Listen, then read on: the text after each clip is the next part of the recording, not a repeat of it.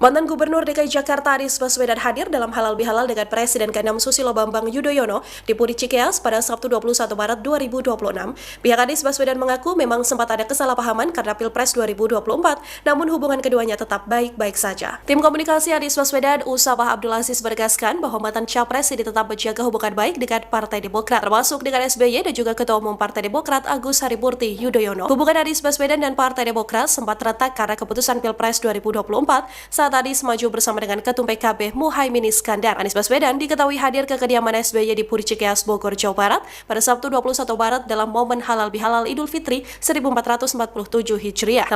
Halo teman-teman, pertemuan Anies, AHY, dan SBY kemarin itu sangat menghebohkan publik teman-teman ya. Bagaimana tidak, kita tahu bahwa Anies ini adalah Capres 2024 yang kemudian didampingi oleh Caimin teman-teman ya. Sebelumnya bahwa Anies ini juga pernah ya dekat dengan AHY, kemudian Anies malah mendampingi Caimin. Dan inilah letak bagaimana akhirnya Demokrat dan Anies ya atau koalisi perubahan akhirnya renggang teman-teman, dan akhirnya Demokrat pindah mendukung Prabowo Subianto. Dan pada saat itu kalau kita ingat ya bagaimana kader-kader Demokrat kemudian itu marah ya kepada Anies ya, yang katanya Anies malah memilih Caimin teman. Padahal Anies sudah berkali-kali mengatakan bahwa itu bukan keputusan dia teman-teman, itu adalah keputusan koalisi ya yang mendukungnya. Namun yang menarik ya, setelah 2 tahun berselang ya, kemarin di acara halal bihalal di Cikeas teman-teman yang diselenggarakan oleh SBY dan keluarga ya. Di sana hadir beberapa tokoh nasional ya, seperti Dasko Ahmad itu hadir teman, para petinggi Demokrat, bahkan kalau kita lihat juga ada Yeni Wahid teman-teman ya, dan Anies Baswedan ini yang buat gempar ya. Kenapa buat gempar? Karena sebelumnya kita tahu hubungan antara Anies dan AHY bahkan SBY ini ya sempat renggang ya karena Pilpres 2024. Dan dengan hadirnya Anies kemarin di acara halal bihalal ya Partai Demokrat, ini membuat warna baru di perpolitikan Indonesia teman-teman. Kenapa? Sejatinya bahwa orang yang mungkin bermasalah atau berselisih ya tentu akan sulit untuk ketemunya teman-teman. Namun kali ini berbeda. Inilah yang saya katakan bahwa profesionalisme, kedewasaan dalam bernegara yang dilakukan oleh para tokoh yang sangat luar biasa ini teman-teman. Kita tahu bahwa bagaimana Anies kemudian hadir di sana. Saya yakin Anies pasti diundang oleh Demokrat, oleh AHY ataupun SBY untuk hadir di acara halal bihalal tersebut.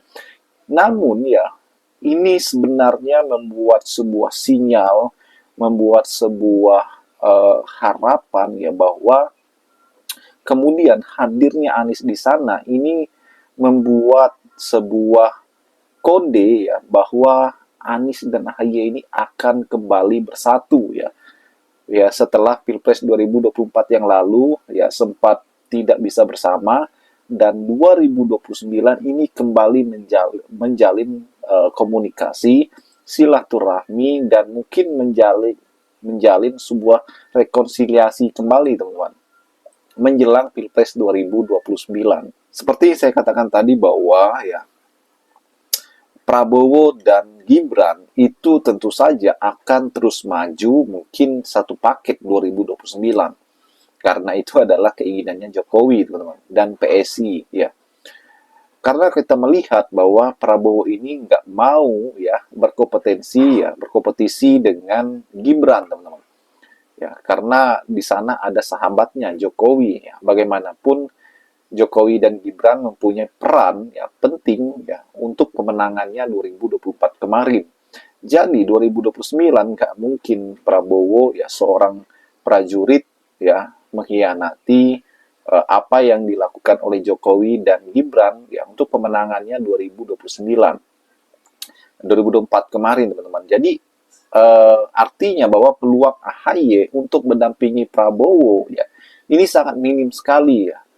Nah, jadi apa dan siapa yang berpotensi maju di Pilpres 2029 ya? Ya salah satunya Anies teman-teman. Maka AHY ya kembali menjalin komunikasi dengan Anies ya. Dan ini adalah sebuah analisis yang sebenarnya sangat mudah kita baca ya.